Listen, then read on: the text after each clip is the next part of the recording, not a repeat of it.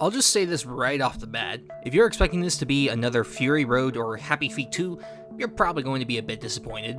3,000 Years of Longing was directed by George Miller and stars Idris Elba and Tilda Swinton, and tells the story of a woman who discovers a bottle that contains a djinn, and she begins to learn and discover his story of how he came into her arms. This, honestly, was not at all what I expected, and I loved every second of it.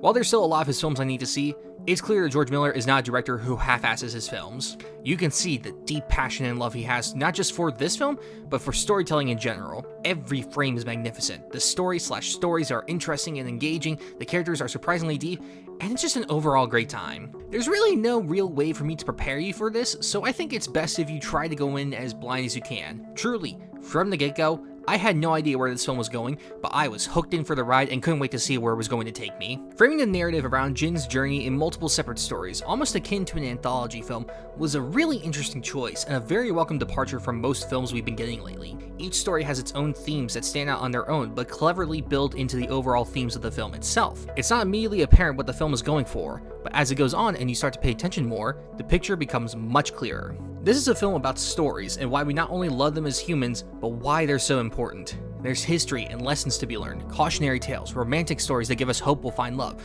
a tragedy we hope we don't repeat, stories that while outlandish and magical, still hold real weight to them. That's what Miller understands. He knows that while we use stories to escape our reality, we also listen and tell them in hopes that others can avoid our mistakes or to give them hope their lives can be better. Even the main story here fits into this idea perfectly. While some people might not be able to see this idea and think the film is pointless, go into it with this kind of mindset of why storytelling is important and see how your perception of the film changes. As with Fury Road and his other films, this is a marvel for the eyes. Not only is the cinematography gorgeous and filled with so much life and color, it has such a grand scale to it, even though it's mostly just people talking and going about their lives. Miller wants the audience to feel the epicness of these kinds of stories and why people have gravitated to them for so long, and you can see it in every frame. The effects are fantastic, the score is beautiful. Miller truly never half-asses a film on any level. Elba and Swinton are both fantastic here as they are in everything they do, and you can truly feel the connection that brings these two together.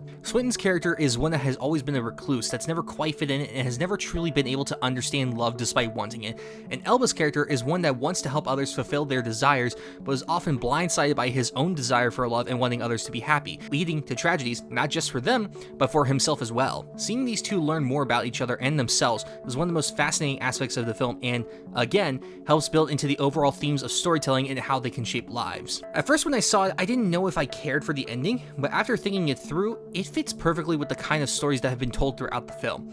It's a nice bittersweet ending that's grown on me more as the days go on. The very nature of film, gaming, music, art, literature is to tell stories in their own unique and creative ways. We long to be entertained, but deep down we want to be reminded to not repeat mistakes and to hope that everything will work out in the end. Films like 3,000 Years of Longing truly understand this where often a lot don't. This truly was one of the biggest surprises of the year and one that I won't be forgetting anytime soon. The cast was fantastic, the visuals were stunning, its writing and direction was truly great.